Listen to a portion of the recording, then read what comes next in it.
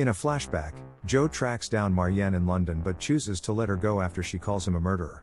Joe is later met by Elliot, a fixer working for Love's father, who sets him up with a cover identity in exchange for killing Marianne to tie up loose ends. Joe instead pickpockets Marianne's necklace and sends its picture to Elliot to make it appear he killed her. In the present, Joe lives under his new identity as Jonathan Moore, a university English professor.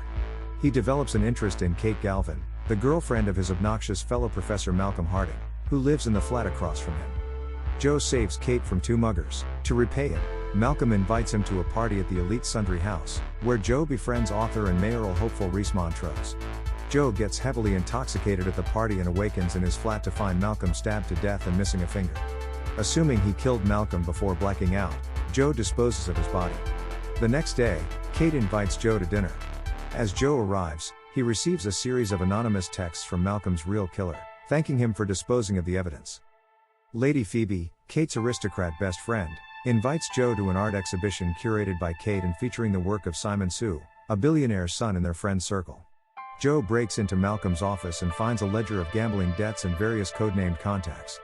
Joe follows Phoebe's boyfriend Adam Pratt, an American expat who owns Sundry House, and discovers he has a fetish for being urinated on by men, before Adam's bodyguard Vic thwarts him.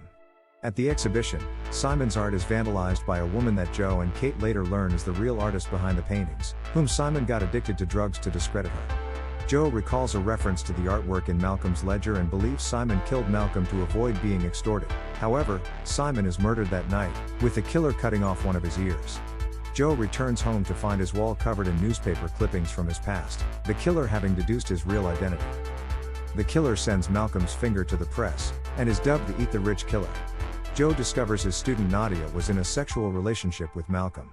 At Simon's funeral, the killer orders Joe to kill Kate. Joe follows Kate around to protect her, though initially cold to Joe. Kate eventually opens up to him and the two have sex, unaware that Vic is watching them. The next day, Joe follows Kate to a crypt where she pays respects to Malcolm. After she leaves, Vic, who was following Joe, searches him at gunpoint and finds Malcolm's ring, which Joe realizes was planted on him. A struggle ensues, forcing Joe to kill Vic.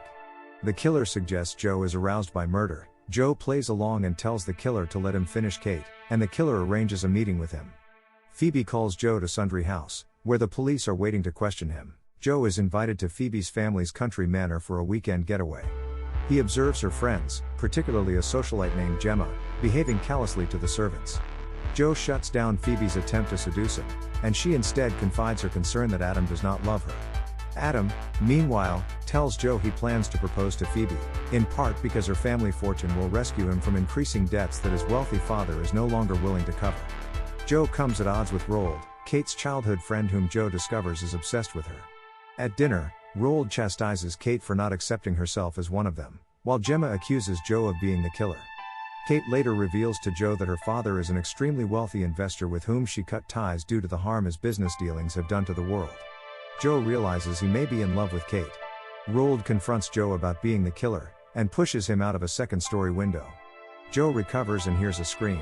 He runs to find Kate, only to discover her kneeling over Gemma's corpse with a knife in hand. Kate insists she did not kill Gemma. Joe comes to believe her and helps her dispose of the body in a barn while the others are partying. Kate confronts Joe about his past after noticing his apparent experience with covering up murders. Joe admits that he disposed of Malcolm's body, and that whoever framed him is now trying to frame Kate. Kate goes to tell Phoebe to dismiss the servant staff. While she is away, Roald discovers Joe in the barn and brings him to the others, accusing him of being the killer. Despite Joe's protests, Roald gives him a head start to flee before pursuing him with a shotgun. Joe subdues Roald in the woods, only to be captured and placed in a dungeon by the real killer, Reese, who, having come from poverty, committed the murders out of resentment towards the rich. Reese tells Joe to kill Roald so they can frame him for the murders. When Joe refuses, Reese sets the dungeon on fire and leaves. Joe escapes and frees Roald, and the two are rescued by Kate. Joe does not tell the others about Reese, and vows to bring him down himself. Reese announces his candidacy for mayor of London.